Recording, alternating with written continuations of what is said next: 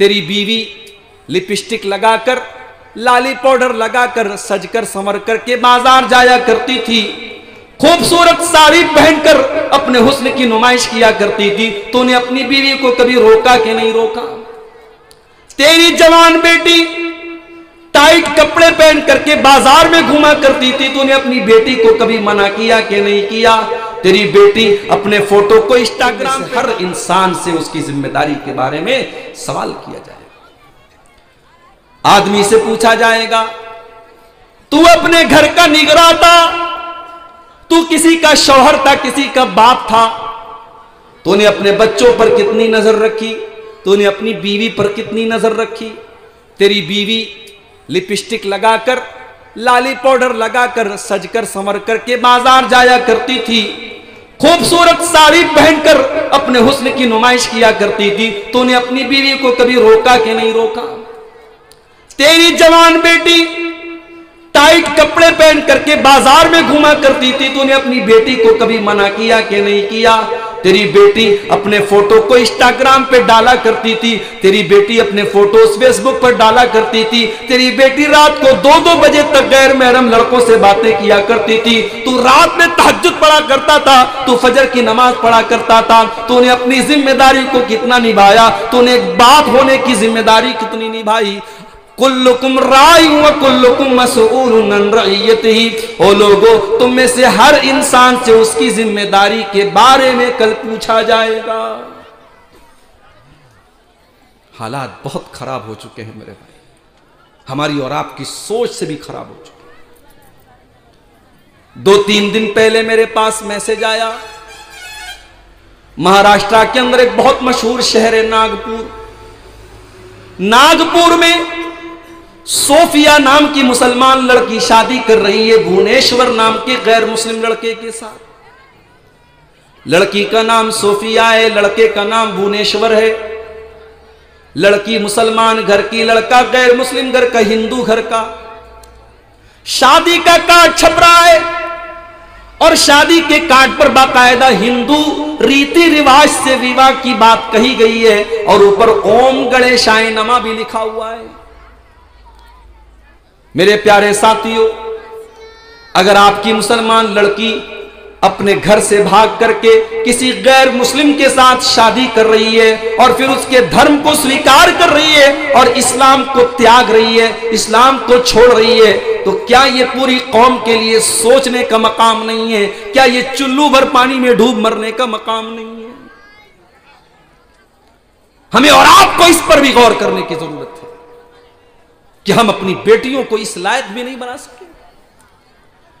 हमने अपनी लड़कियों को ग्रेजुएशन करा दिया, हमने कॉलेज में पढ़ाया, हमने यूनिवर्सिटीज में पढ़ाया, हमने उसको बड़ी आला तालीम तो दिलाई, मगर हमने उसको दीन के नाम पर क्या सिखाया?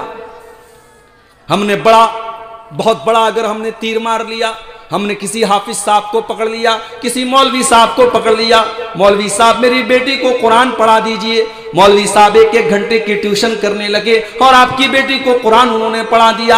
आपकी बेटी ने कुरान को पढ़ा तो, लेकिन रट्टू तोते की तरह आपकी बेटी ने कुरान को पढ़ा। उसे कुरान की किसी आयत का मतलब नहीं आता, उसने कुरान को कभी समझा ही नहीं, उसने कुरान को कभी जाना ही नहीं।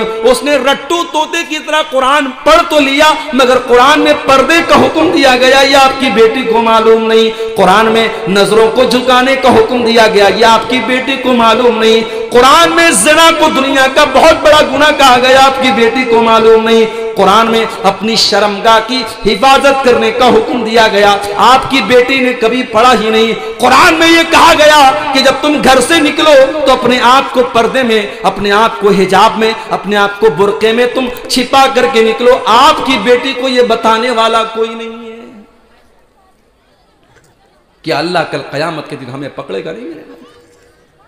क्या आपने अपने बच्चों की तरबियत क्या की? आपने अपनी बेटियों को पढ़ाया तो कितना पढ़ाया? अरे हमारे यहां तो फिर भी चलो गनीमत है, मस्जिदों में औरतों का इंतजाम है। यहां किसी ने बताया कि पूरी मस्जिद में 5 टाइम औरतें आती हैं, बहुत अच्छी बात है। 5 टाइम आपके घर की औरतें मस्जिद में आए या ना आए, वो इतना इंपॉर्टेंट नहीं है। लेकिन हफ्ते में जब जुमा की नमाज होती है और इमाम साहब बड़ी मेहनत करके आधा घंटा की तकरीर करते हैं, खुतबा देते हैं और इस्लाम की बातें बताते हैं, कुरान की बातें बताते हैं, मेरे भाई आप कोशिश कीजिए कि आपकी मस्जिद में औरतों के लिए कम से कम जुमा के दिन जरूर इंतजाम होना चाहिए, ताकि हफ्ते के एक दिन कम से कम आपके घर की औरतें इस्लाम की बातों को समझ सकें। साल में एक जलसा करा लेने से आपकी बेटी और आपके घर की औरतें दीन को नहीं समझ सकती। आज कितनी औरतें हैं, अगर मैं पूछना शुरू कर दूं कि तुमको नहाने का इस्लामी तरीका आता है, तो कितनी औरतों को इस्लामी तरीका नहीं आता, गुस्ल करने का, नहाने का तरीका नहीं आता। कितनी औरतों को मालूम ही नहीं कि वो कब पाक होती हैं, कब नापाक होती हैं। पाकी और नापाकी का मसला हो, नमाज का मसला हो, तहारत का मसला हो, अकीदे का मसला हो, आज हमारे घर की औरतों को मेरे भाइयों कोई बताने वाला नहीं। बीमार दवाई खाता नहीं, बदनाम तबीब का नाम हुआ। बीमार दवाई खाता नहीं, बदनाम तबीब का नाम हुआ। हुए काम बुरे तो मुसलमान से, बदनाम बेचारा इस्लाम हुआ। जब आपने अपनी बेटियों को इस्लाम सिखाया ही नहीं, तो अगर आपके घर की कोई सोफिया किसी भुवनेश्वर के साथ शादी कर रही है, तो मेरे भाई इसमें आश्चर्य की क्या बात है, इसमें हैरत की क्या बात है। आपकी बेटी को किसी ने बताया ही नहीं कि ईमान कितनी बड़ी दौलत है। अरे ये ईमान तो इतनी बड़ी दौलत है। हजरत सुमैया को तो देखो। ओ मेरी प्यारी मां बहनों, काश कि आपको कोई सुमैया के बारे में बताने वाला मिलता।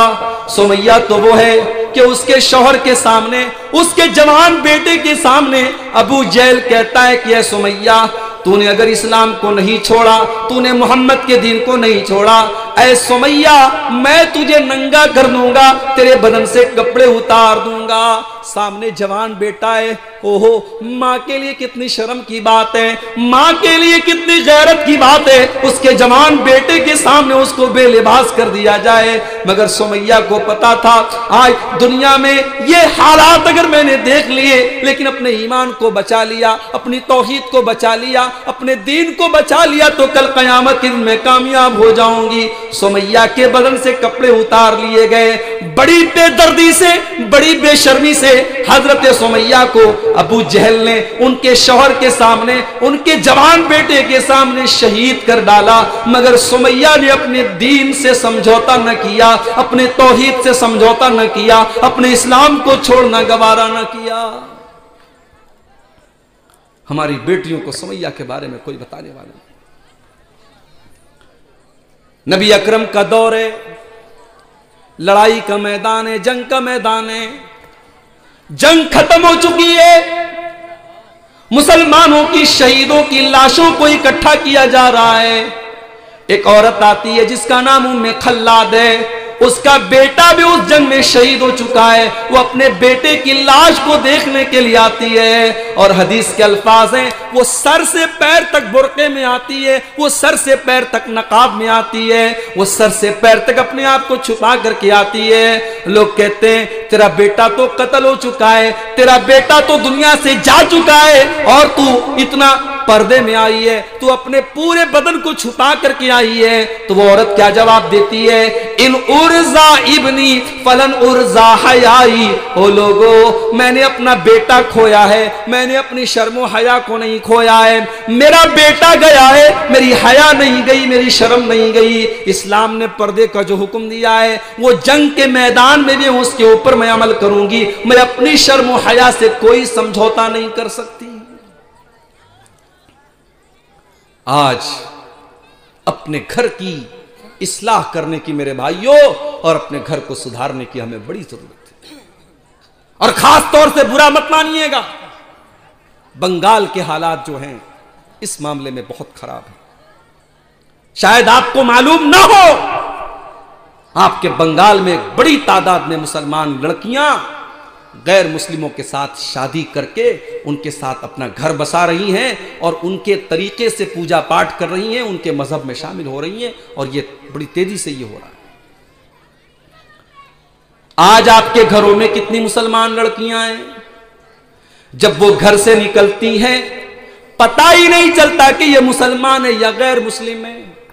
न उसके लिबास से इस्लाम झलकता है, न उसकी चाल ढाल से इस्लाम झलकता है, न उसके शक्ल से, उसके चेहरे से इस्लाम झलकता है। ओ लोगों, मुसलमान औरत को तो देखकर दूर से ही पता चल जाता है ये मुसलमान औरत है। अल्लाह कुरान में कहता है, या अय्युहन नबी कुल अज़वाजिका व बनातिका व निसाइल मोमिनीना, ऐ नबी अपनी बीवियों से भी कह दीजिए, अपनी बेटियों से भी कह दीजिए और तमाम मुसलमान औरतों से कह दीजिए, युदनीना अलैहिन्ना मिन जलाबीबिहिन्ना, जब वो अपने घर से निकला करें तो अपने ऊपर चादर डाल लें, अपने ऊपर बुर्का डाल लें, अपने ऊपर कोई ऐसा कपड़ा डाल लें जो उनकी खूबसूरती को छुपा ले, जो उनके शरीर को छुपा ले। ज़ालिका अदना अन युरफ़्न फला युज़ैन, ये लिबास, ये पर्दा, ये हिजाब उनकी पहचान बन जाएगा और दुनिया वाले कहेंगे ये मुसलमान औरत है, ये अपने शरीर की नुमाइश नहीं करती, अपने हुस्न की नुमाइश नहीं करती।